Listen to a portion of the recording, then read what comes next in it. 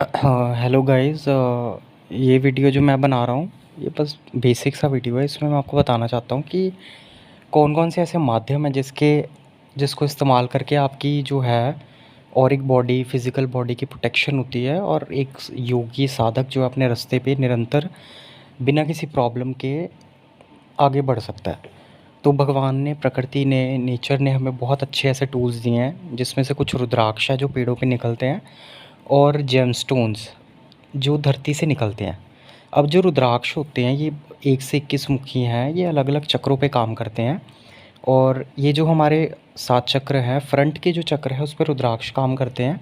आपकी खुद की जो इनर पावर है उस पे काम करते हैं और आप क्या दुनिया से आपको क्या मिलता है, उस वो उसके लिए आप जेमस्टोन्स डाल सकते हैं। तो आप कह सकते हैं जो रुद्राक्ष है वो शिव का रूप है और जो रत्न हैं, जेमस्टोन्स हैं, नग हैं, जैसे पुखराज, मूंगा, नीलम, कैटसाई वगैरह, ये शक्ति का प्रतिरूप है। तो जिन लोगों को अपनी लाइफ में आगे बढ़ना है अध्यात्म में, तो वो ज़रूर रुद्राक्ष और जेमस्टोन्स का कॉम्बिनेशन डालें। एक मैं नीचे लिंक डाल दूँ, एक रुद्राक्ष रत्न वेबसाइट है, नीता सिंघल जी एक बहुत ही हाई सोल हैं जो इस ऐसे कॉम्बिनेशंस बनाते हैं। बट ये उन्हीं लोगों पे काम करेंगे जो लोग अपनी स्पिरिचुअल ग्रोथ कर रहे हैं, जो मेडिटेशन करते हैं, जो सात्विक है, शांत प्रकृति के। जो लोग बहुत राजसी हैं, बहुत चंचल है, बहुत भटकने वाले हैं, जो कहते हैं कि बस ये नग डालिए और कुछ चमत्कार हो जाए, ऐसा कुछ नहीं होता है। ये बस आपकी इनर पावर को अवेकन करते हैं, आपको बैलेंस करते हैं, आपको खुद से ज़्यादा जुड़ने में आपकी मदद करते हैं।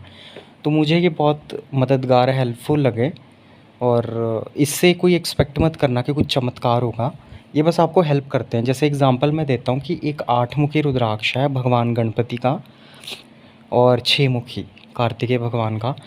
तो इसके साथ अगर हम लाल मूंगा, रेड कोरल और कैटसाई का कॉम्बिनेशन डालते हैं और इसको अगर अपने राइट कलाई पे बांधते हैं ऊपर, राइट आर्म पे, तो इससे आपके मूलाधार चक्र को लाल रंग की ऊर्जा मिलती है। हर चक्र के अंदर कलर होता है।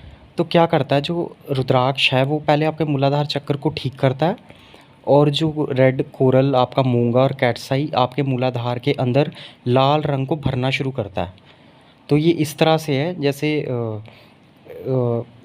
अपना ये ट्रीटमेंट है, रुद्राक्ष को हम ट्रीटमेंट कह सकते हैं और जो अपना जेमस्टोन है ये एक एंटीबायोटिक है।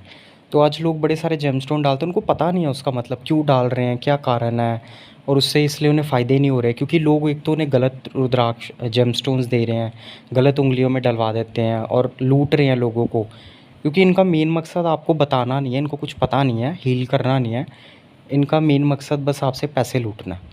तो आपको चक्रों का ज्ञान होना चाहिए, 7 चक्र हमारे शरीर में हैं, क्यों डालने हैं। अगर आपको स्थिरता चाहिए, स्टेबिलिटी चाहिए, तो आप मूंगा, कोरल, कैटसाई उसके साथ 8 मुखी का कॉम्बिनेशन डाल सकते हैं। आपको अपनी आइडेंटिटी के लिए, स्वादिष्ठान को बैलेंस करने के लिए, जल तत्व के लिए 2 मुखी, उसके साथ मोती और 13 मुखी भी डाल सकते हैं। और नाभि चक्र के लिए ये पावर का चक्र है, सेल्फ इंडिपेंडेंस का चक्र है। इसके लिए आप रूबी और 3 और 12 मुखी का कॉम्बिनेशन डाल सकते हैं।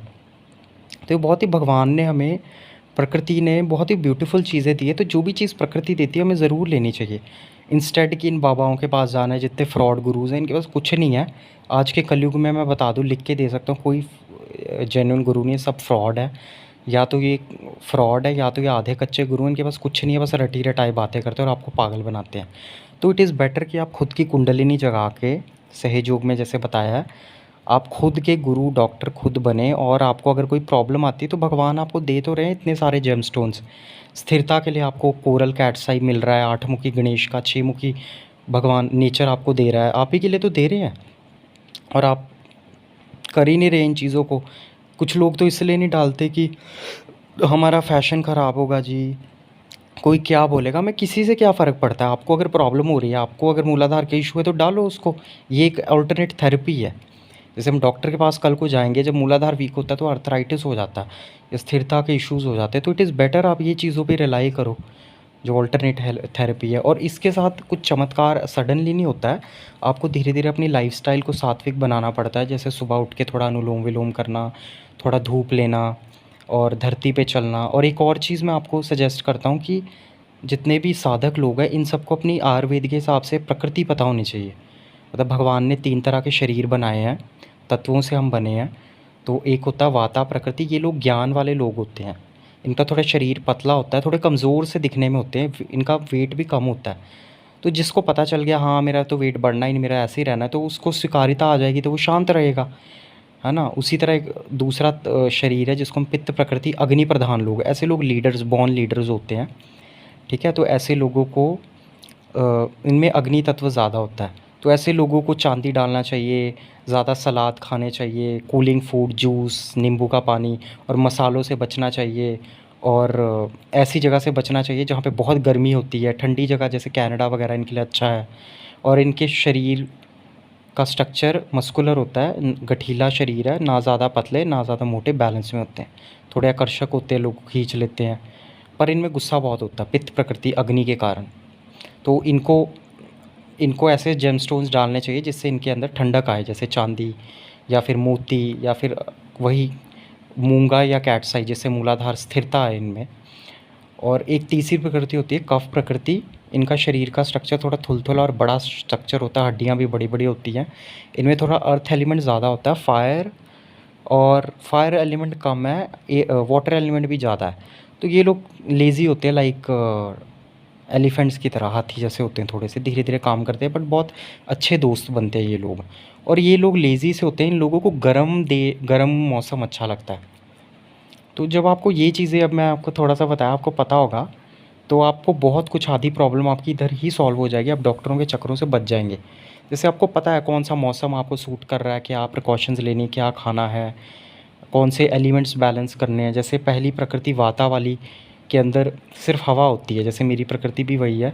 तो ये जैसे मैं अब घास पे भी चलता हूँ, सनलाइट लेता हूँ और गर्म चीज़ें, थोड़ी मसाले खाता हूँ मैं जो घर के, तो उससे मैं बैलेंस में रहता हूँ। और ऑयलिंग करना, तो आप अपनी प्रकृति जानें कि आप वाता पित्ता कफा में कौन सी प्रकृति, और इसके बारे में डिटेल में एक चैनल है, मैं लिंक नीचे लिख दूंगा, ओज आयुर्वेदा, उन्होंने पूरा बताया हुआ है, एक एक प्रकृति को एक्सप्लेन किया है, तो आप वो भी जानें।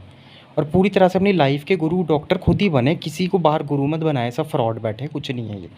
और अपने आप को हील करना सीखें, अपने गुरु डॉक्टर बने, यही सहयोग का मंत्र है। और कोई भी गुरु कंप्लीट नहीं बनता, गुरु एक जर्नी होती है, पूरी उम्र आप सीखते रहते हो। तो आप संसार में रह रहे हो, आप गलतियाँ भी करोगे, आप हो सकता है आपका डाउनफॉल भी हो, आपको कोई प्रॉब्लम्स भी आ जाएँ, कोई बात नहीं, इंसान ही हैं हम। बट एक सीखते रहना और अपने आप को इवॉल्व करते रहना, यही एक लाइफ की जर्नी है। और इसमें हम सबसे बड़ी चीज़ है कि जो हम अनुभव, जैसे मैंने ये सीखे तो मैं बाँटता हूँ, तो आप जो भी सीखते हैं इनको बाँटते रहा करें निरंतर, अपनी सोसाइटी में अपने आप को अपलिफ्ट करें। क्योंकि जो, अगर हम बाँटते ही नहीं हैं तो हम कुछ योगदान नहीं कर रहे, सिर्फ़ अपने लिए जीना, अपने तक सीमित रखना रिसोर्सेज़ को, और प्रकृति के रिसोर्सेज़ को अपने लिए, तो ऐसे लोग बहुत ज़्यादा आगे नहीं जाते हैं। और यहाँ प्रकृति इनको वहाँ ही रोक देती है जहाँ पे रहते हैं।